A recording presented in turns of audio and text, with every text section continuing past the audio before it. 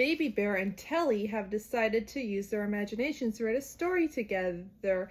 Baby Bear will do the pictures while Telly does the writing of the words. They settle on a good beginning, once upon a time, but have a hard time agreeing on what their story should be about, as Baby Bear wants to do a story about a magic bowl of porridge, while Telly wants to do a story about a magic triangle. Within is the two start to have an argument. Maria arrives and tries to break up the fight, suggesting that they could each write their own story by themselves.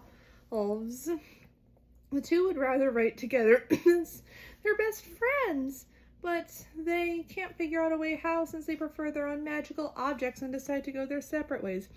After trying to write their own for a few seconds, Baby Bear and Telly miss each other and reunite with a hug. Maria suggests they could write a story about both their ideas. Telly and Baby Bear like the idea, and Telly decides the story could be called Magic Triangular Bowl of Porridge. The two start working on the story, and Maria goes back to the mail-it shop.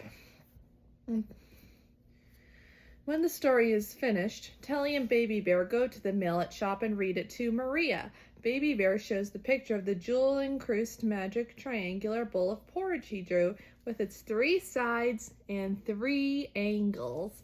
The story starts off in the kingdom of Dum-Diddly-Dum-Diddly-Doo, where there's a king, played by Baby Bear, who loves porridge. The king finishes eating his gazillionth bowl of porridge, aided by a servant to remove the crumbs from his face, made by his royal chef, portrayed by Telly. The king wants more porridge, but the royal chef informs him that there's no more porridge left in the kingdom. This leads to a song called No More Porridge, sung by the king, the chef, and a trio of peasants who keep trampling over the servant with their dance moves.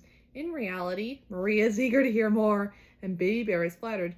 You know, this could be like an Oprah selection. Suddenly, a magic triangular porridge bowl appears in front of the king, chef, and servant. The bowl informs the king that he is the magic triangular bowl, but with scrumptious porridge of Dum-Diddly-Dum-Diddly-Doo. He says in rhyme that there is as much as the king may eat from him. The bowl will never be empty. The king heats up all the porridge, and to everyone's surprise, the bowl magically refills itself with more porridge. The mention of the king never being through leads to the peasant chorus returning with a reprise of their song, trampling the servant once again. Why are your musical numbers so painful? With the bowl of endless porridge, the royal chef believes he is out of the job. The king, however, decides to make the chef his royal best buddy instead, which the chef accepts, with the caveat that he gets Tuesdays off. Back in reality, Maria congratulates Baby Bear and Telly for working together, and the two friends decide to write another story. Baby Bear wants to write one called Snow White and the 7 Bowls of Porridge. Telly, though, would rather write a story about 7 triangles, and the two go off discussing the title. Maria informs me that she's sure they'll be able to work it out.